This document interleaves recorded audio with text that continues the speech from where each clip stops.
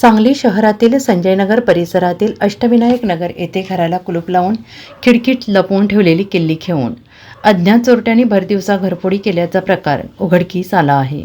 चोरट्यांनी घरातील रोख रक्कम आणि सोन्या चांदीचे दागिने असा एकूण 64,600 रुपयांचा मुद्देमाल लंपास केला. सदर घरफोडीची घटना ही शुक्रवार दिनांक 26 सप्टेंबर रोजी दुपारी 3 ते सायंकाळी 5 वाजण्याच्या सुमारास घडली. या प्रकरणी पौर्णिमा नितीन कांबळे वय वर्ष 42 यांनी संजयनगर पोलिसात फिर्याद दिली. याबाबत अधिक माहिती अशी की पौर्णिमा कांबळे या आपल्या कुटुंबियांसह शहरातील अष्टविनायक नगर येथे राहतात.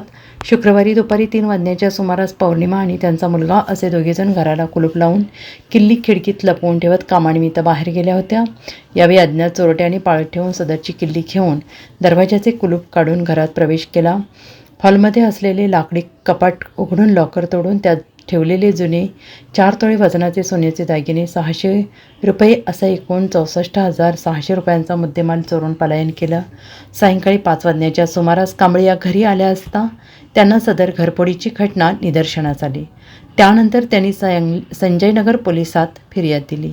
त्यांच्या फिर्यादीवरून पोलिसांनी अज्ञात चोरट्यांविरोधात गुन्हा दाखल केला आहे. दरम्यान भरदिवसा घडलेल्या या घटनेनं खळबळ उडाली होती. Bureau report SBN Marathi, Sanjaynagar.